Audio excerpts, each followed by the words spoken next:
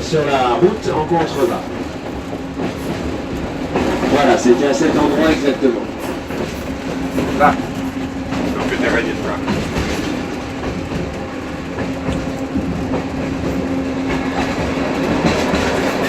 Alors non loin d'ici, il y avait un seigneur qui habitait un château avec des domestiques, bien sûr. Et à l'époque, les seigneurs avaient droit de cuissage sur leurs servantes.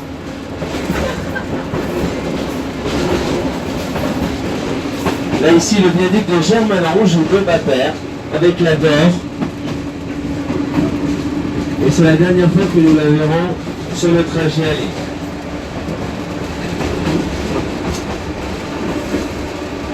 Donc je vous disais, ce seigneur avait droit de cuissage sur leurs servantes. Et parmi elles, il y avait Élydie. Élydie était donc une jeune bergère. Elle s'est refusée. Pour cela, elle s'est enfuie dans la forêt. Le Seigneur ordonna aux êtres domestiques de la retrouver. Ils l'ont donc pourchassée. Et là où ils l'ont retrouvée, ils l'ont rouée de coups et elle y succomba. À cet endroit, une source s'est mise à jaillir. C'est la source de Sainte Élydie. Et en sa mémoire, les habitants de Saint-Alyre d'Arlan ont décidé de construire une petite chapelle, la chapelle Sainte-Élydie, que nous allons voir juste après le prochain passage à niveau sur la gauche. Et on dit que sur le chemin d'Élydie, la fougère ne repousse pas.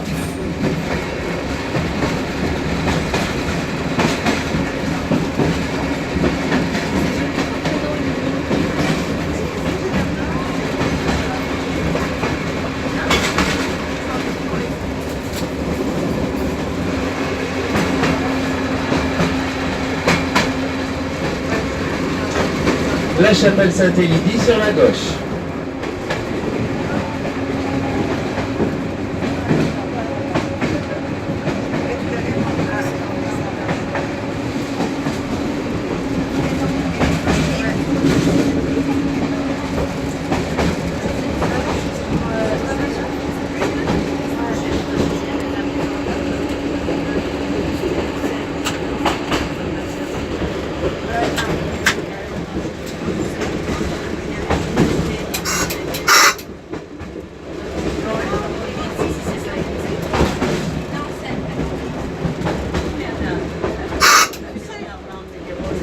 Nous entrons maintenant à Saint-Alyre d'Arlan.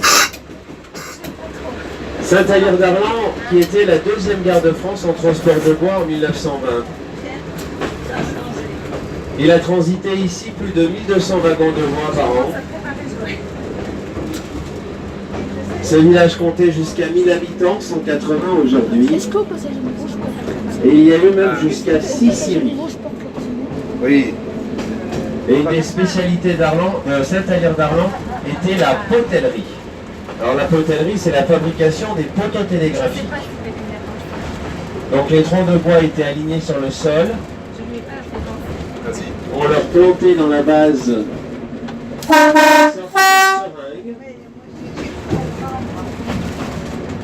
ces seringues étaient alimentées en différents produits comme le sulfate de cuivre, le fluorure de zinc et autres charmants produits chimiques. Et naturellement, le bois aspirait les produits chimiques qui remplaçaient la sève. Le poteau était donc traité à l'intérieur et à l'extérieur.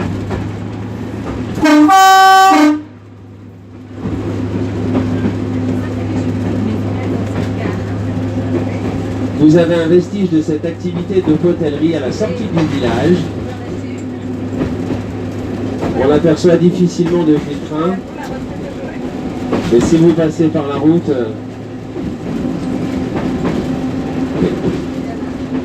vous pourrez apercevoir une sorte de tour en bois avec des cuves qui contenaient ces fameux produits.